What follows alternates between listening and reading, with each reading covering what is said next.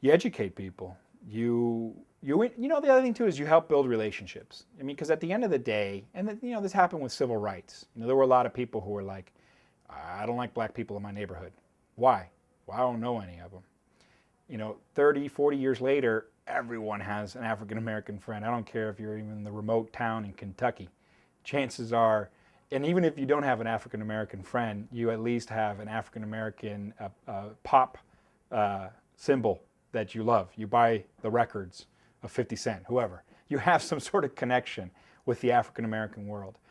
I think over time, more and more Anglos are developing those connections with the Latino world and realizing we have nothing to fear but fear itself, right?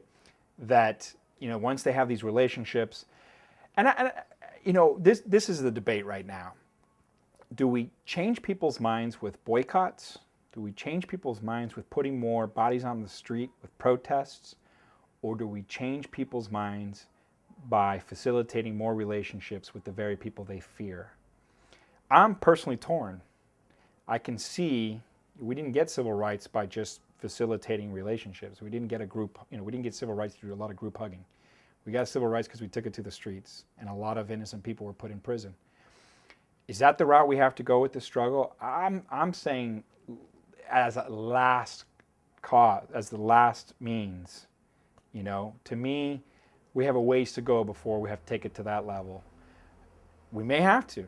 At some point, we may have to call for a general boycott. But that's the last thing I want to see because I believe in the business sector. I believe, and I know for a fact that we have the vast majority of corporate sector on our side. Now, they're quietly on our side. That's a problem. We do need more of them to be vocally pro-comprehensive immigration reform.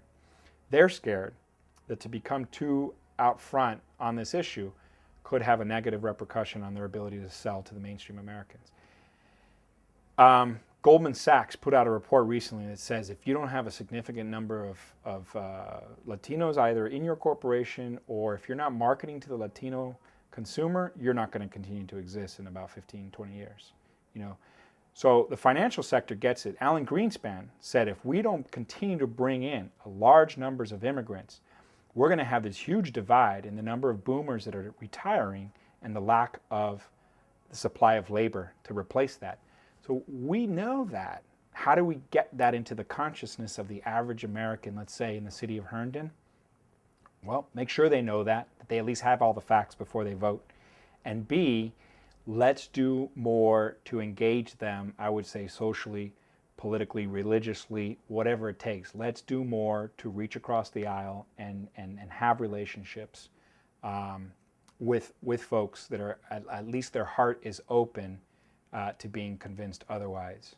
And like I said, I think the percentage that are extremely against immigrants, the Lou Dobbs of this country, I think that percentage is really small. And I'm not just saying it based on my gut. I mean, the polls show that. The polls show that. The problem is they're very vocal. They're great at the fear factor lobbying. And, they have hatred in their heart. And we know people who are very hate-ridden have a tendency of getting an audience. It's fascinating to me that the group called Help Save Maryland, staged a protest in front of the county executive's building 2 weeks ago. And there was all this concern that a big contingency was going to come out and give our county executive a hard time. It was like 5 or 6 people with a bullhorn. To me, that should have been at the crux of the story. Because the other problem is you have a media that loves conflict, right? If it bleeds, it leads. If it's fighting, we love to portray conflict. Did we really have a conflict there if 6 people were there with a bullhorn? I don't think so. I mean, I think we could have ignored it. I don't know. It's up to the media to decide how they want to portray this stuff. But I don't think there's a critical mass against immigrants. I think it's a shrill underclass that's been getting a lot more airtime than they deserve.